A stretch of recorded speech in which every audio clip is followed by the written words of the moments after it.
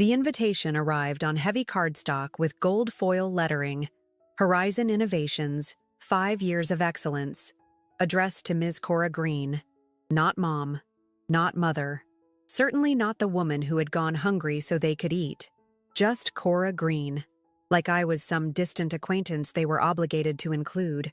I stood in my modest kitchen, morning light filtering through the worn curtains I'd sewn myself 15 years ago, and studied the elaborate invitation.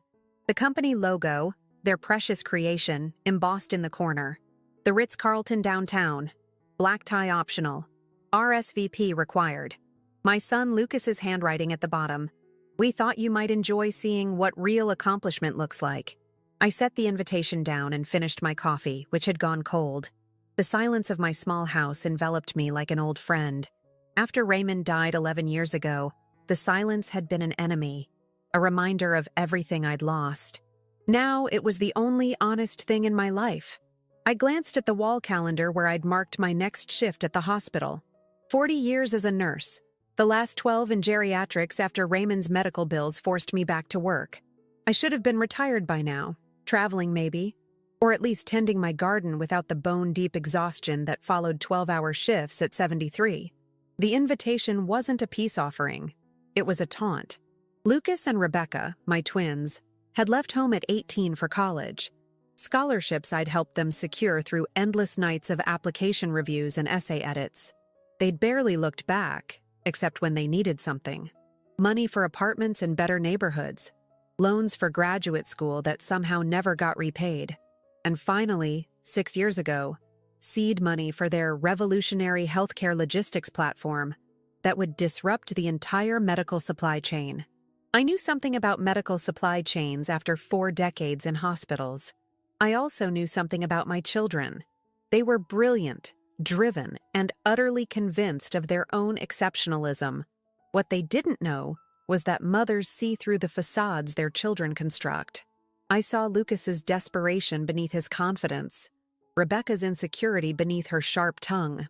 "Mom, this is our one shot," Lucas had said 6 years ago, sitting at this very kitchen table. "Everyone who gets in early is going to make a fortune." Rebecca had nodded eagerly.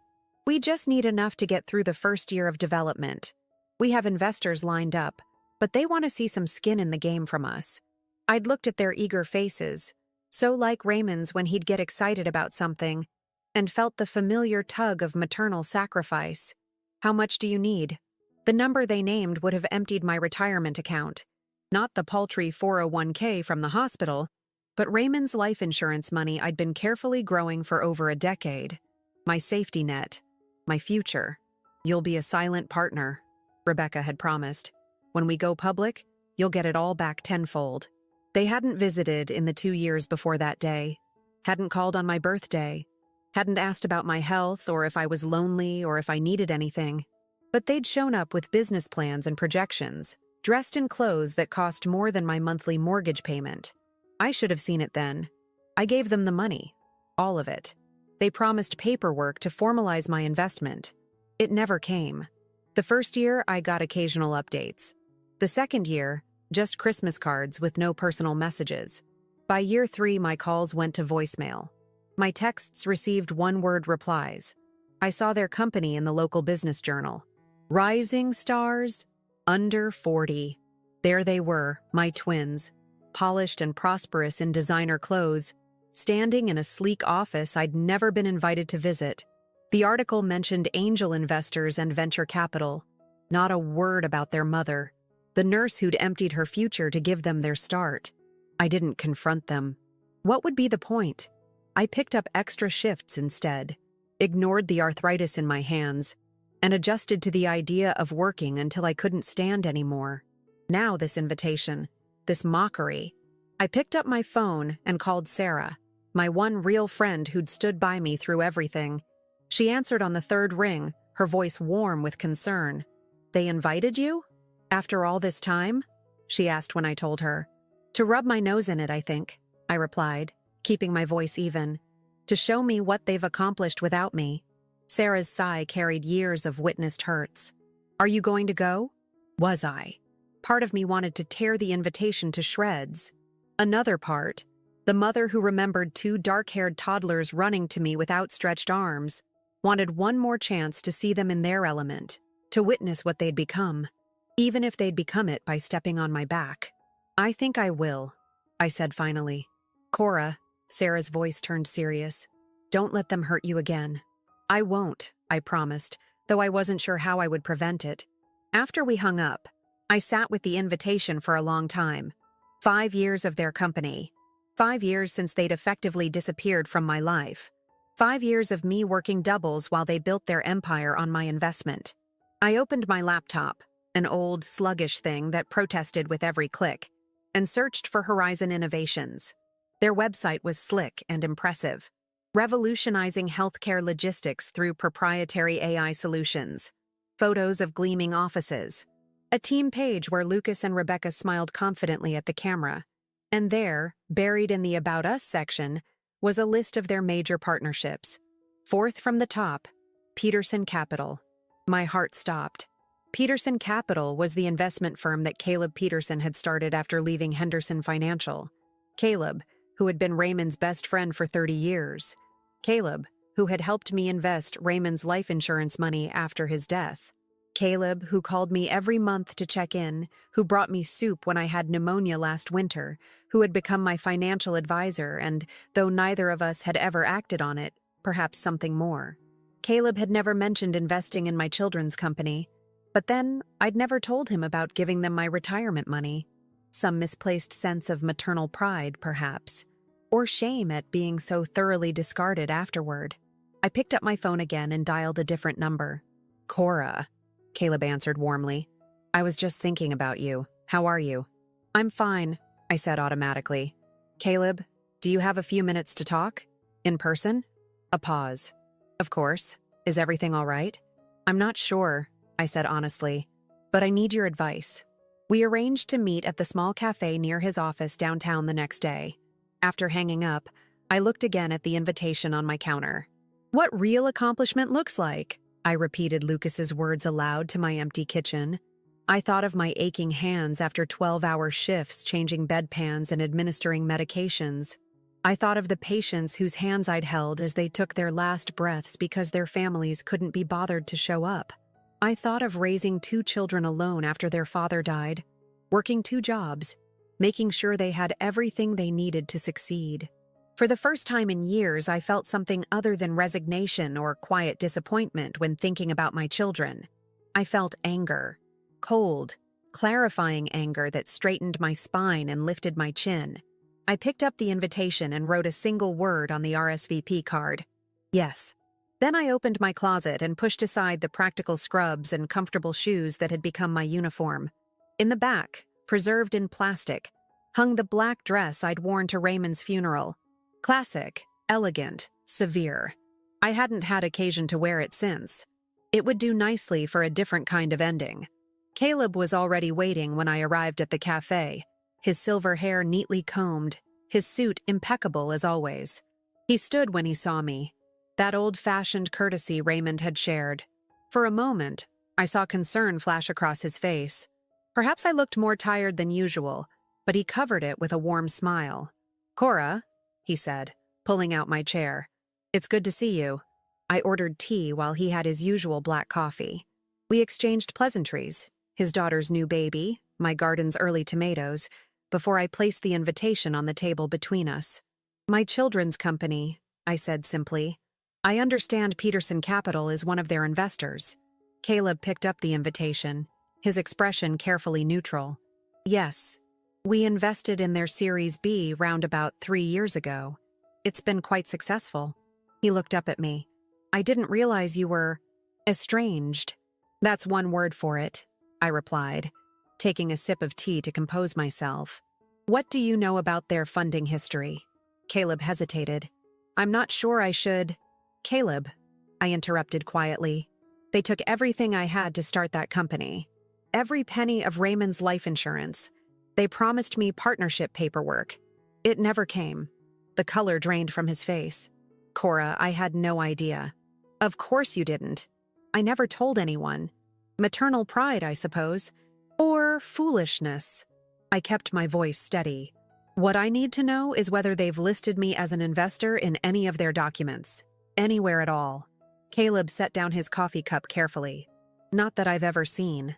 We conducted thorough due diligence before investing. Their seed round was attributed to personal funds and a small group of angel investors, none named Green. I nodded, having expected as much. And their company valuation now? Conservative estimates put it around $75 million. They're positioning for an IPO next year that could triple that. The number hung in the air between us. The $350,000 I'd given them, my entire future, would be worth millions now if they'd honored their promise. Do you have any documentation of your investment? Caleb asked gently. Just bank transfers and their verbal promise, for whatever that's worth. I smiled thinly. Not much in a courtroom, I imagine. Caleb leaned forward. Cora, if what you're saying is true, this is serious. It's securities fraud, for one thing. Misrepresentation to investors. If they deliberately concealed your seed funding from subsequent investors. I'm not interested in legal battles, I said, cutting him off. I'm too old and too tired for that, and they're still my children, however much they've disappointed me. Then what do you want? What did I want? Acknowledgement? An apology? My money back with interest? None of those seemed adequate for the depth of the betrayal. I want to attend this party, I said finally, and I want you to be my escort. Caleb looked surprised, then thoughtful. As your financial advisor? As my friend, I corrected. A friend who happens to be one of their major investors. Understanding dawned in his eyes. Cora, just be there, I said. That's all I'm asking. He studied me for a long moment, then nodded slowly. Of course. I'll pick you up at 7.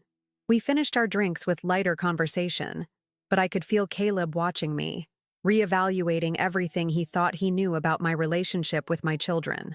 When we parted outside the cafe, he held my hand a moment longer than necessary. Whatever you're planning, he said quietly, be careful. They're quite ruthless in business. I've seen it firsthand. I squeezed his hand. I raised them. I know exactly what they're capable of. The week before the party crawled by. I worked my shifts, tended my garden, and prepared with the methodical patience that had served me well through decades of nursing. I took my old dress to be altered and pressed. I visited the salon for the first time in years, having my silver hair shaped into something elegant rather than merely practical. I withdrew a significant portion of my remaining savings for what I needed to do next. 3 days before the event, I visited Anthony Morgan, an old family attorney who had handled Raymond's will. He listened without interruption as I outlined what I needed, his expression giving nothing away. It's unorthodox, he said when I finished, but legal, provided we have the documentation in order. We will, I assured him. Can you have it ready by Saturday? For Raymond's wife? Of course. He paused. Mrs. Green, are you certain this is what you want to do? Family disputes can... This isn't a dispute, Anthony, I corrected him gently. This is a correction. Sometimes the books need balancing, that's all. He nodded, not entirely convinced, but professional enough not to argue. I'll have everything prepared. Will you be attending alone? No, I said. Caleb Peterson will be accompanying me. Anthony raised his eyebrows but said nothing more. The night of the party arrived with unseasonable warmth for September. Caleb picked me up in his Audi, looking distinguished in his tuxedo. His eyes widened appreciatively when he saw me in my altered black dress, now fitted perfectly to my still slender frame, my hair styled, a touch of makeup enhancing my features. Cora, he said softly, you look beautiful. Thank you, I replied, accepting his arm. Let's not be late. The drive downtown was quiet, both of us lost in thought. As the Ritz-Carlton came into view, its facade lit up against the darkening sky, Caleb finally broke the silence. You never told me what happened between you and your children, he said. Beyond the investment issue. I watched the city lights blur past the window. There's not much to tell. They grew up, they moved on. They decided I wasn't useful anymore. Except for my money. I turned to face him.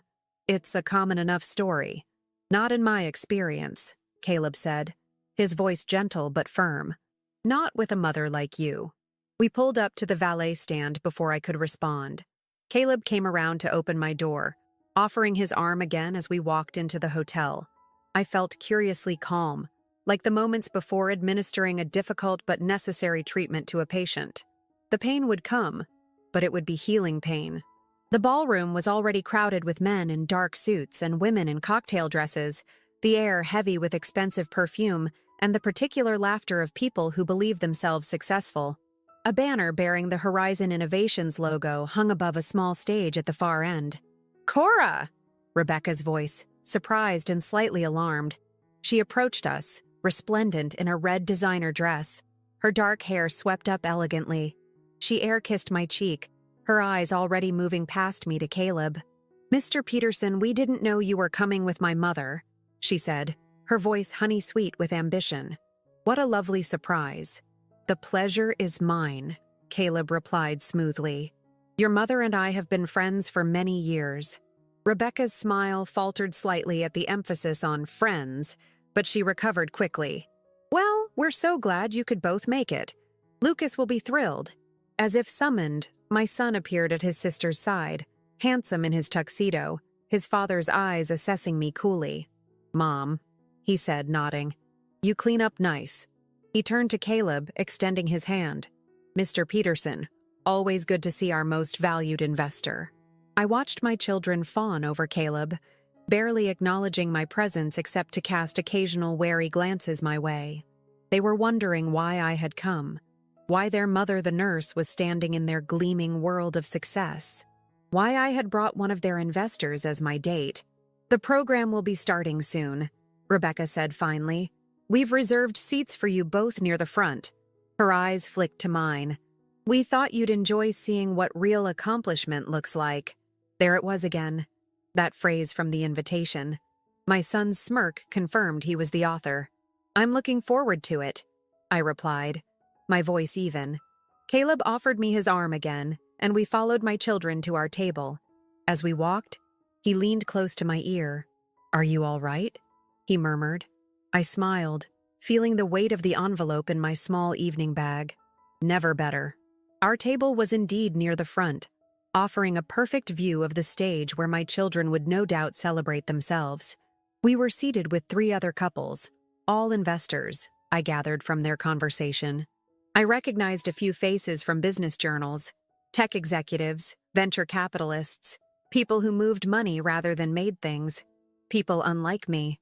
I sat quietly as Caleb made introductions. "Cora Green," he said simply, without explaining my connection to Horizon's founders. I saw the assumptions form behind their eyes. A girlfriend, perhaps, or a family friend. No one imagined I could be the twins' mother. I had none of their polish, none of their calculated charm. "Drinks." A server appeared with champagne flutes on a silver tray. I accepted one, sipping slowly as I observed the room. At least 300 people filled the space, all celebrating my children's success. Success built on my sacrifice, my investment, my betrayal. "Are you familiar with Horizon's work?" asked the woman beside me, a sleek blonde in her 40s with diamond studs that caught the light as she moved. "Very," I replied with a small smile. "I've followed their progress from the beginning. Cynthia's fund was part of the Series C round," her husband explained proudly. "Such a brilliant concept," Cynthia gushed. "Disrupting medical supply chains with AI, who would have thought? And they built it from nothing. Truly self-made success stories." Caleb's hand found mine under the table, a gentle pressure of reassurance. Or perhaps restraint. "Self-made," I repeated, keeping my voice light. "Yes, that's what they call themselves." Shh. The lights dimmed then, saving me from further conversation. A spotlight illuminated the stage where a man in an expensive suit introduced himself as the evening's MC. He welcomed everyone to Horizon Innovation's 5th anniversary celebration, speaking of visionaries and game changers and paradigm shifts in the healthcare industry. On cue, the crowd applauded as Lucas and Rebecca took the stage, looking every inch the successful entrepreneurs. My son adjusted the microphone, his smile practiced and confident. "5 years ago, my sister and I had an idea," he began. "A simple idea, really. What if we could bring cutting-edge technology to the outdated world of medical supply logistics? What if we could ensure that every hospital, every clinic, every patient received exactly what they needed, when they needed it? Rebecca stepped forward. We knew it wouldn't be easy. Everyone told us it couldn't be done, that the system was too entrenched, too resistant to change. But we believed, Lucas continued. We believed so strongly that we put everything on the line. We invested every penny we had into making this dream a reality. Every penny they had. I felt something cold crystallize in my chest. The early days were tough, Rebecca said, her voice catching in practiced emotion. We worked out of my apartment, eating ramen, coding until 3 a.m, wondering if we'd made the biggest mistake of our lives. I thought of my double shifts at the hospital during those same early days, my arthritic hands aching as I counted out medications, my worry about making the mortgage after emptying my retirement account for them. They continued their carefully choreographed story, taking turns describing their journey from scrappy startup to industry disruptor. They thanked their early believers, angel investors who saw their potential when no one else did. Not once did they mention their mother, the nurse who had given them everything to start. And now, Lucas said, his voice swelling with pride, we want to recognize the key partners who helped us reach this milestone. They began calling companies and investors to the stage, presenting each with a small crystal award. Peterson Capital was third on their list. Caleb Peterson, Rebecca announced warmly, one of our earliest major backers and a tremendous mentor to us personally. Caleb squeezed my hand once more before rising to accept the award. He mounted the steps, shook my children's hands, and turned to the microphone. Thank you, he said simply. Horizon Innovations represents the kind of visionary thinking we at Peterson Capital are always seeking to support. But true success isn't just about good ideas or even good execution. He paused, his eyes finding mine in the audience. It's about integrity, about honoring those who helped you along the way. All of those who helped you. Lucas's smile flickered almost imperceptibly. Rebecca glanced at her brother, a momentary uncertainty passing between them. Caleb nodded politely and left the stage, returning to his seat beside me as the presentations continued. Several more investors were recognized, each receiving polite applause. The awards portion was clearly building to something. My children's ultimate moment of self-congratulation, no doubt. And finally, Lucas said after the last investor had returned to their seat, we have a special announcement to share with all of you tonight. Rebecca stepped forward, her smile radiant under the spotlight. As many of you know, we've been preparing for the next phase of Horizon's growth. Today, we're thrilled to announce that we've accepted an acquisition offer from MedTech Global for $250 million. Excited murmurs rippled through the crowd. The blonde woman beside me gasped in delight. This partnership will allow Horizon's technology to scale globally, Lucas continued, while providing an exceptional return to our loyal investors who believed in us from the start. My stomach tightened. They were selling the company. My investment, the one they had never acknowledged, would disappear into the structure of a multinational corporation, buried forever under layers of legal paperwork. But before we close this chapter, Rebecca said, we want to invite someone very special to join us on stage, someone whose support has meant everything to us. For one irrational moment, I thought they were going to call my name, that some shred of decency had survived in them, that they were going to publicly acknowledge their debt to me at last. Instead, they called their former professor, the man who had introduced them to their first angel investor. He joined them on stage to thunderous applause, beaming as they presented him with an oversized crystal award. Dr. Winters saw our potential before anyone else, Lucas declared. He believed in us when we had nothing but an idea and determination. I felt Caleb tense beside me. He leaned close to my ear. Are you ready? He murmured. I nodded, my hand tightening around my evening bag. The professor was making a speech now, praising my children's extraordinary talent and uncompromising work ethic. He spoke of their bootstrapped beginnings and remarkable self-reliance. I rose from my seat, smoothing my dress with steady hands. Caleb stood as well, offering his arm once more. We walked together toward the stage, unhurried but purposeful. I could feel eyes turning to watch us, whispers following in our wake. My children noticed our approach. I saw the moment of confusion on their faces, followed quickly by alarm. Rebecca whispered something to Lucas, who gave a sharp, barely perceptible shake of his head. We reached the steps to the stage as the professor finished his remarks. The audience applauded, but the sound was muted now, curiosity about our interruption spreading through the room. "Lucas, Rebecca," Caleb called pleasantly, his voice carrying in the sudden quiet. "I believe there's one more person who should be recognized tonight. Someone without whom Horizon Innovations would never have existed at all." Lucas stepped forward, his expression a careful mask of professional courtesy overlaying panic. "Mr. Peterson, we're actually just wrapping up the formal program." "This will only take a moment," Caleb interrupted, still smiling. "And I think your investors will be particularly interested." Rebecca moved to her brother's side, a united front against the unexpected disruption. "Perhaps we could discuss this privately after the ceremony," she suggested, her voice honeyed but her eyes hard. "I'm afraid it can't wait," I said, speaking for the first time. "Not with the acquisition announcement." They stared at me, their mother, as if I were a stranger who had crashed their celebration. In that moment, they were strangers to me as well, not the children I had raised, but cold-eyed adults who had calculated my worth and found it wanting. I took the first step onto the stage. The spotlight felt hot on my skin as I stood on the stage. 300 faces turned toward me, curious, confused, waiting. Lucas's face had gone rigid, a pulse visibly throbbing at his temple. Rebecca maintained her professional smile, but her eyes were glacial. The professor, sensing something amiss, had stepped back, uncertain of his role in this unscripted moment. Caleb stood beside me, a solid presence at my right shoulder. He took the microphone from its stand and spoke with the easy authority of a man accustomed to commanding rooms. "For those of you who haven't had the pleasure of meeting her, this is Cora Green." He paused, allowing the name to register. "Mother of Lucas and Rebecca Green, and the original seed investor in Horizon Innovations." A murmur rippled through the crowd. I watched recognition dawn on some faces, confusion on others. My children's expressions remained frozen, calculating. Lucas recovered first, stepping forward to reclaim the microphone with a forced laugh. "There seems to be some confusion.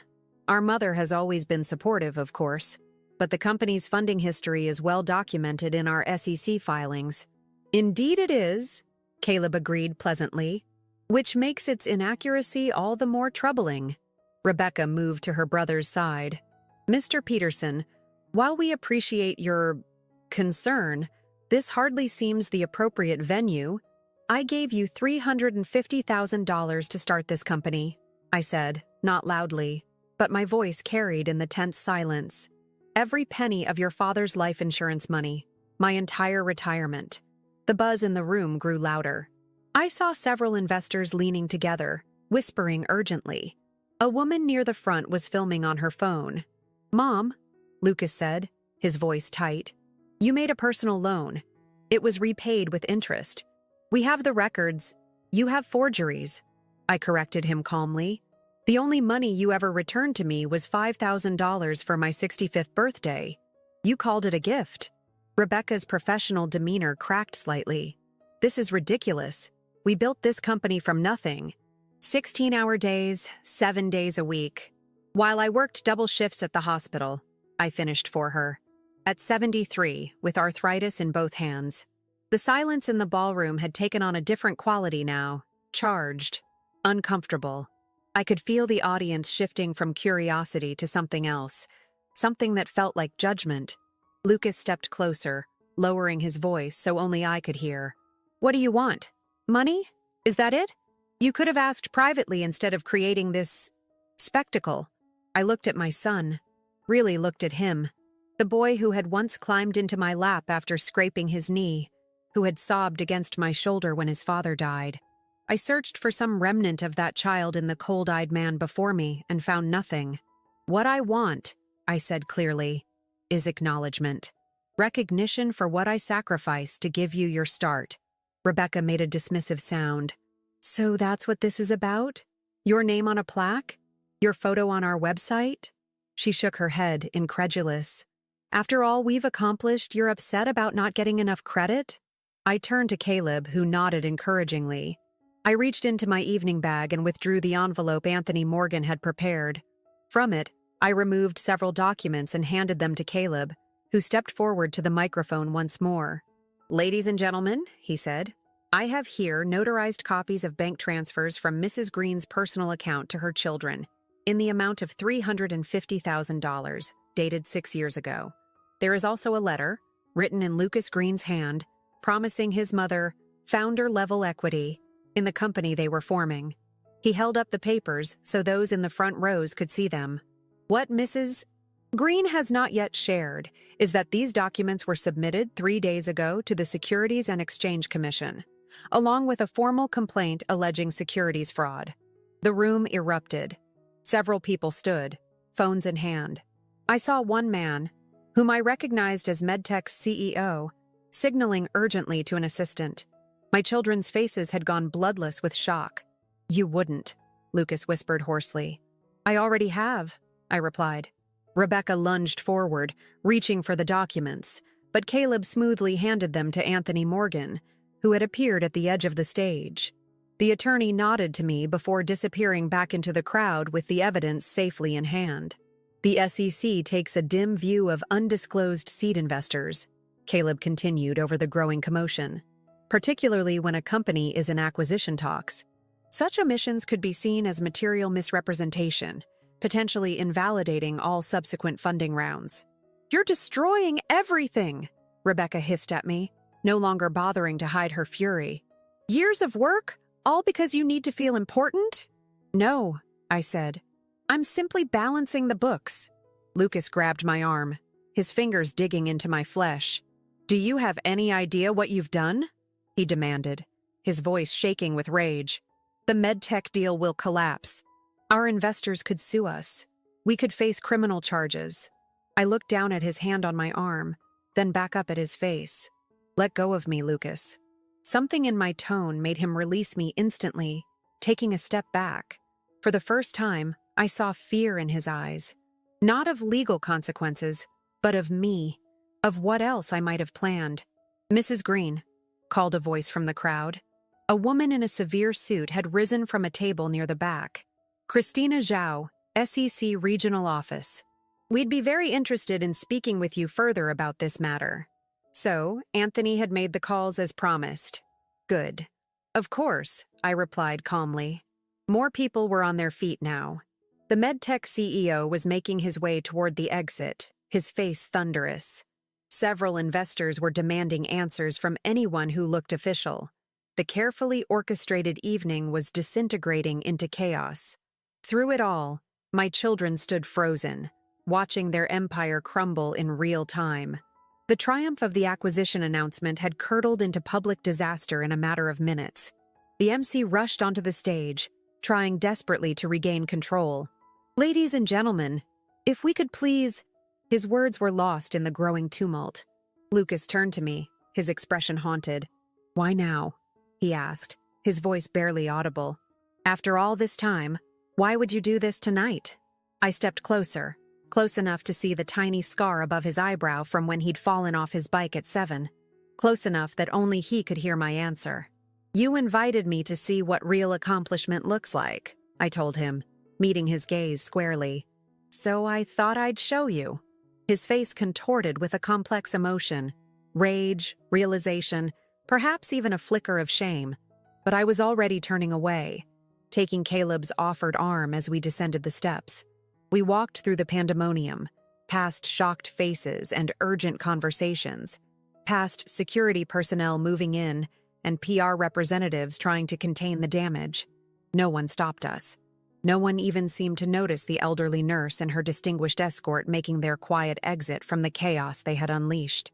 In the relative quiet of the hotel lobby, Caleb looked down at me. Are you all right? I considered the question as we walked toward the doors. Behind us, raised voices echoed from the ballroom. Ahead, the night air beckoned, cool and clean. I will be, I said finally. Outside, the valet brought Caleb's car. As he held the door for me, I paused. looking back at the gleaming facade of the hotel where my children's carefully constructed narrative was unraveling thread by thread. "What happens now?" Caleb asked as we pulled away from the curb. I watched the hotel recede in the side mirror. "They'll attempt damage control. They'll claim I'm confused, vindictive, mentally unstable.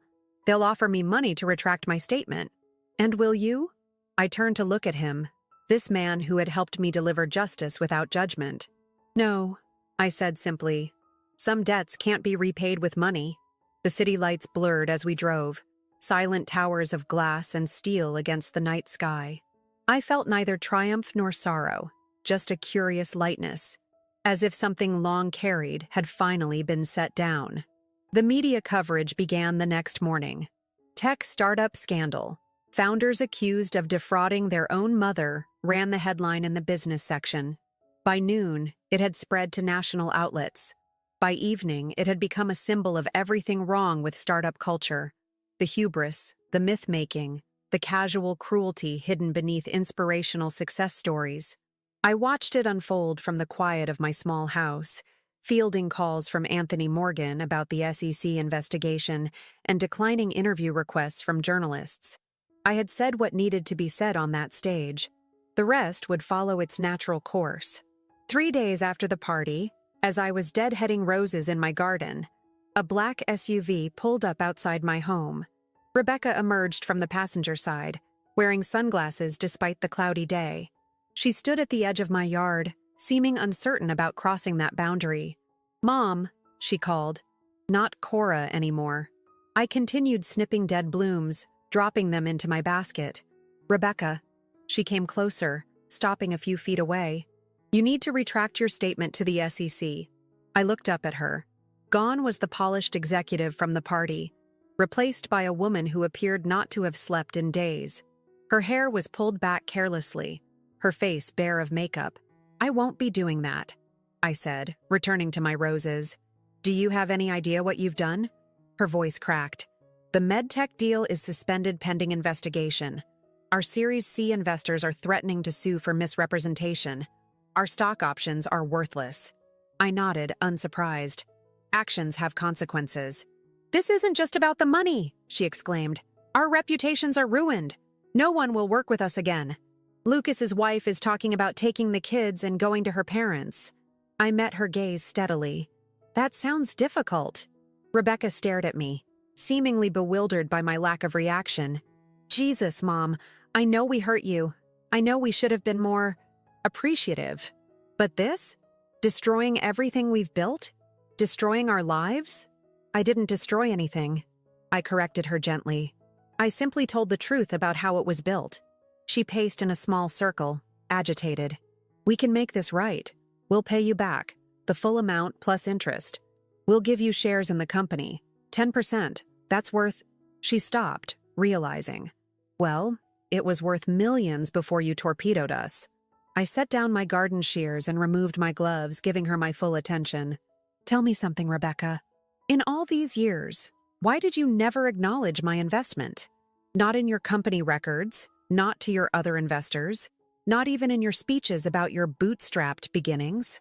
She looked away, her mouth tightening. "It would have complicated things." "How? By giving me credit? By admitting you didn't do it all yourselves? By linking the company to a 70-something nurse with no tech background?" She burst out. "Do you have any idea how image-conscious this industry is? How investors shy away from anything that doesn't fit the wunderkind narrative?" I absorbed this, feeling neither surprise nor additional hurt. It was merely confirmation of what I had always suspected. I had been edited out of their story because I didn't fit the image they wanted to project.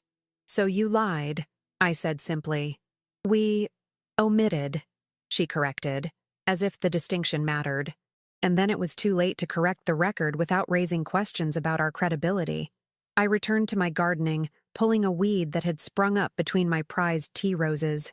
"Your credibility," I observed, "seems to be in question regardless."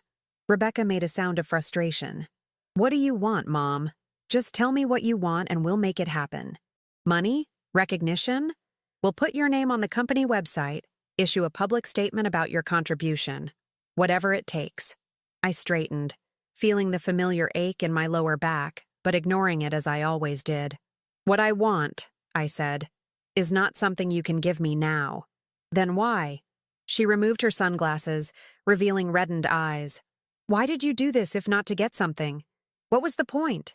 I considered my daughter, this stranger who shared my blood but none of my values. I thought of all the ways I might answer her. I could speak of justice, of consequences, of the bitter lesson that integrity matters. I could remind her of the little girl who once broke her piggy bank to buy soup when I was sick. I could ask when that child had been replaced by the woman who would discard her mother when it became convenient. Instead, I said, "Some debts can't be repaid." She flinched as if I'd struck her. "So that's it?